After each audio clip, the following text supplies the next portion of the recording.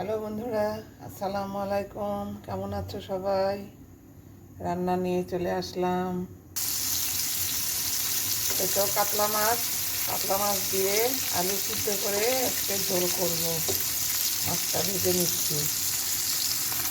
আমার মাছটা ভাজা হয়ে গেল। পেঁয়াজটা ভেজে নিয়ে এখানে মশলা কষে নেব।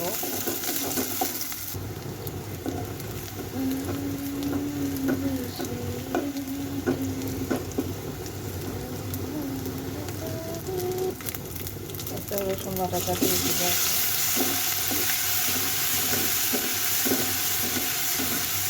রসুনটা ভেজে নিই। পানিটা দিয়ে দিব। আজকে কারেন্ট নেই বন্ধুরা আমাদের এখানে। তো রাইস কুকার ভাত এখন গ্যাসের চুলার দিচ্ছি। গুঁড়া মশলাগুলো দিয়ে দিলাম। এখন মশলাটা কষিয়ে নেব। এত সুন্দর করে মশলাটা কষানো হয়ে গেল। এখন আলু দিয়ে দেবো। আলুটা এখানে কষাই দেব। ঠিক আছে,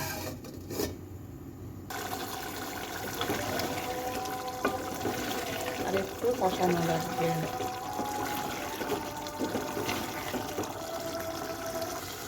ঝোল দিয়ে দিব। এখন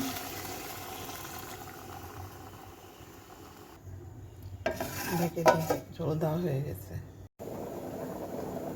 এখানে সিম ভাজি করব। সরিষার তেল আর জিরা দিয়ে দিলাম। এখানে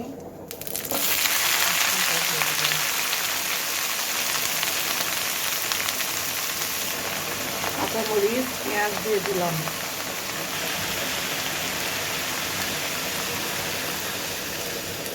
সিদ্ধ হওয়ার জন্য পানি দিলাম।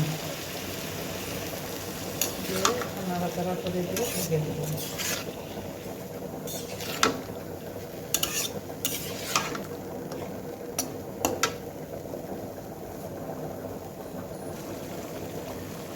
ঢেকে দিয়ে সিদ্ধ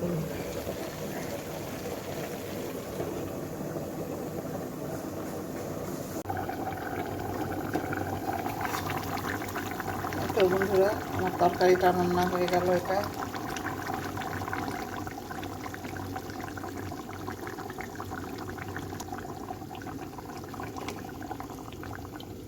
এই তো সুন্দর হয়ে গেছে তরকারি।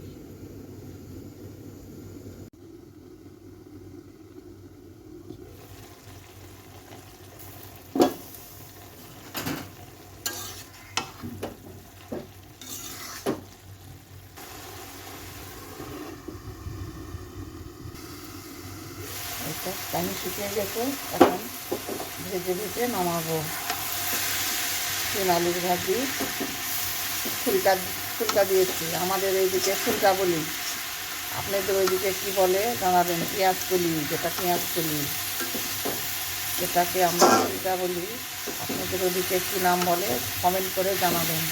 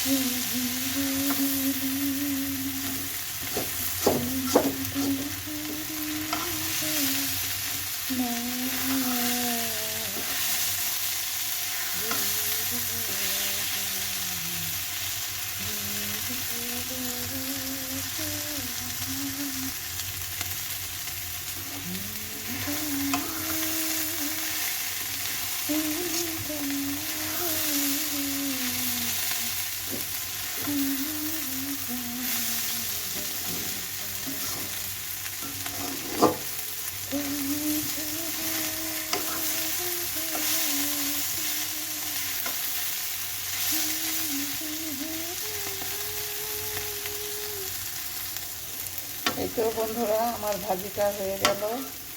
সিম আলুর ভাজা কমপ্লিট।